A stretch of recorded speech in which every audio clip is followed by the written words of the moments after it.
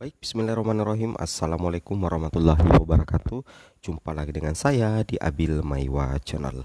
Jadi teman-teman, channel ini merupakan channel pendidikan tempat kita berbagi tentang aplikasi pendidikan, Microsoft Office, serta tips dan triks komputer. Jadi pada video kali ini Bapak Ibu ya, kembali lagi admin akan mengupdate ya informasi terbaru terkait P3K Guru di tahun 2022, yang mana di sini kami akan menginformasikan dua penempatan terbaik untuk pelamar kategori prioritas 1 P3K 2022 non sekolah induk, konfirmasi menerima atau menolak.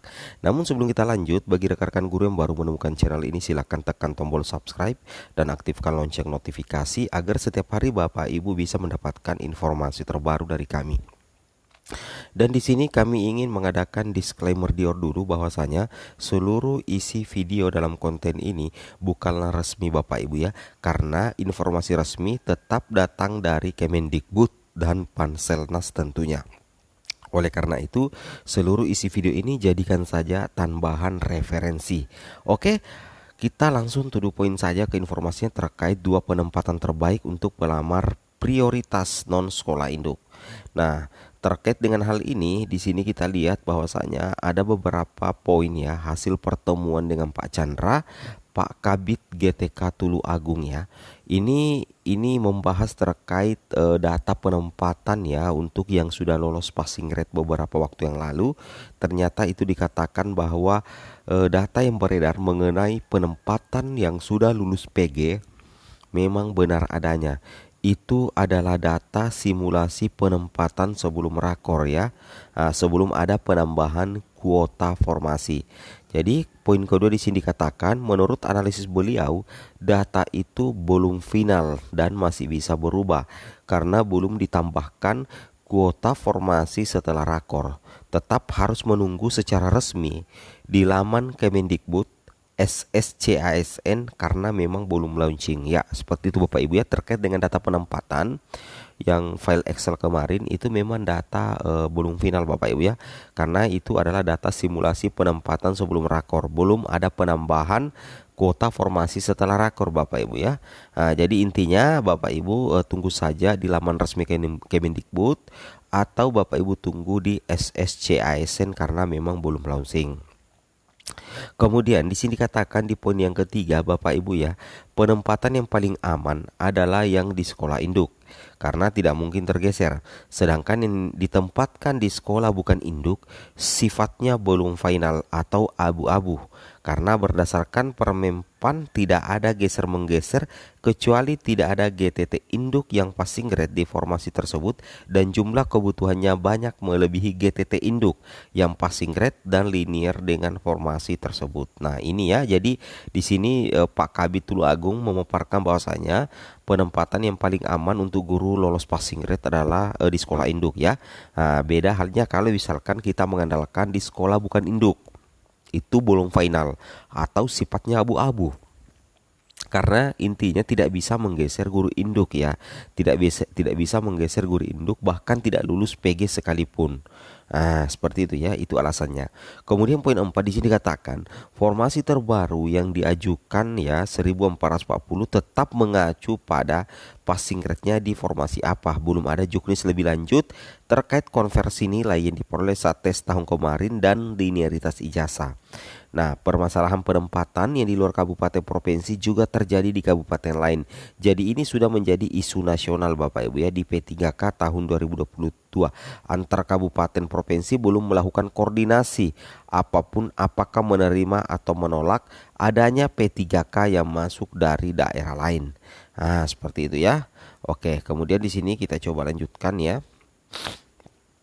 Nah, bahwasanya untuk penempatan Bapak Ibu ya, untuk penempatan eh, paling aman ya, untuk penempatan terbaik bagi guru bukan sekolah induk tentunya ini Bapak Ibu ya, adalah penempatan non sekolah induk dalam instansi. Ini yang pertama. Penempatan non sekolah induk dalam instansi dan tentunya kita berharap mendapatkan kuota. Apa maksud dari penempatan non sekolah induk dalam instansi? Misalkan ya, misalkan instansi kita berada di anggaplah Kabupaten Mawar ya, Kabupaten Mawar. Di Kabupaten Mawar sekolah kita ini sudah tidak ada guru induknya ya. Dalam satu kecamatan kabupaten kita itu masih ada sekolah lain yang butuh formasi, ya butuh kuota, dan kita bisa melamar di sekolah tersebut atau formasinya dipindahkan ke sekolah kita. Jadi kita masih bisa mendapatkan penempatan di dalam instansi Bapak Ibu ya, tetapi bukan sekolah induk kita. Tetapi yang menguntungkan jaraknya tentunya tidak terlalu jauh juga Bapak Ibu ya dari tempat tinggal Bapak Ibu sekalian. Nah, itu maksud dari penempatan non sekolah induk dalam instansi, dan menurut admin pribadi ini salah satu jenis penempatan terbaik ya bagi guru honorer lulus PG yang tidak memiliki formasi di sekolah induk. Nah, itu yang pertama Bapak Ibu ya, ketimbang misalnya tidak dapat ditempatkan atau ditempatkan di luar instansi.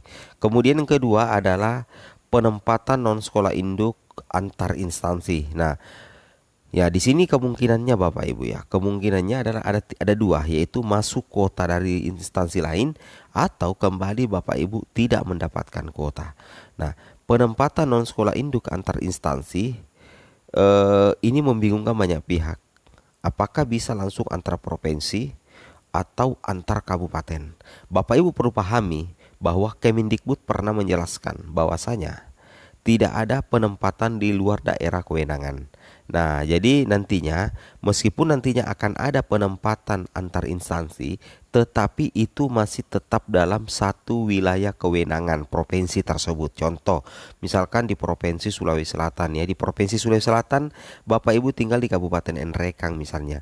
Kemudian Bapak Ibu penempatan antar instansi ditempatkan di Makassar, itu kan masih dalam satu wilayah wewenang Bapak Ibu ya, itu masih satu dalam wilayah kewenangan. Atau Bapak Ibu dipindahkan ke Parepare, itu masih dalam satu wilayah kewenangan. Yang berbahaya dan bukan wilayah kewenangan ketika Bapak Ibu ditempatkan di Jawa misalnya, ditempatkan di Papua. Nah, itu yang eh, tidak bisa ya, dan itu sudah pernah dijelaskan oleh pihak Kemendikbud. Nah, di sini salah satu yang menguntungkan Bapak Ibu adalah apabila Bapak Ibu ditempatkan di sekolah induk antar instansi tetapi dalam satu wilayah kewenangan. Berarti minimal Bapak Ibu ya, minimal tidak terlalu jauh dari kabupaten kota Bapak Ibu sendiri. Oke, kita lanjut lagi Bapak Ibu ya.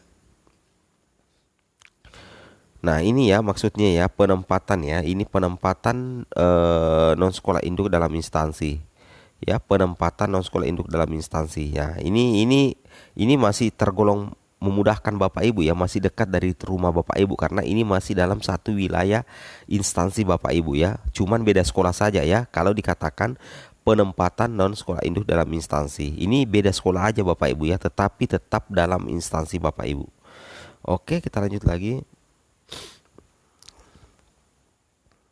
Nah, hal ini dikatakan juga dan diperkuat di Permenpan RB bahwasanya dalam hal tidak tersedia kebutuhan yang sesuai dengan sertifikat pendidik atau kualifikasi akademik yang dimiliki pada sekolah tempat bertugas, pelamar prioritas dapat mendaftar ke sekolah lain yang masih tersedia kebutuhannya. Ya, jadi memang ya ketika Bapak Ibu mendapatkan formasi atau kuota penempatan di instansi lain atau dalam instansi beda sekolah, itu tetap memang sesuai, sudah ada aturannya Bapak Ibu ya, sudah ada aturannya karena di sekolah Bapak Ibu itu tidak ada ketersediaan formasi ya. Jadi Bapak Ibu bisa memilih di sekolah lain. Nah, seperti itu ya.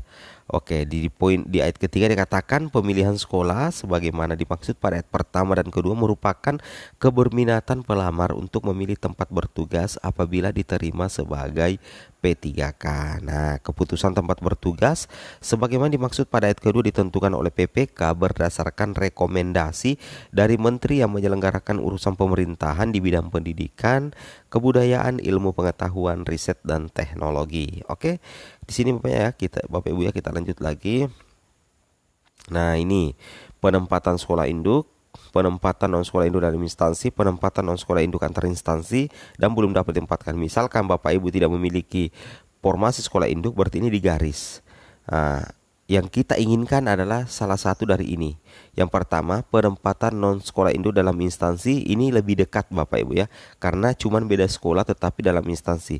Kemudian penempatan terbaik bagi Bapak Ibu yang tidak ada kuotanya di sekolah induk yaitu penempatan non sekolah induk antar instansi tetapi tetap dalam satu wilayah kewenangan. dan tidak terlalu jauh dari domisili Bapak Ibu ya.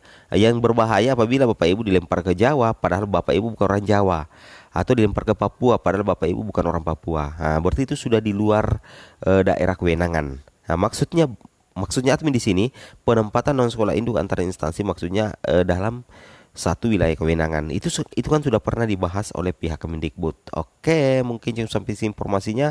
Assalamualaikum warahmatullahi wabarakatuh.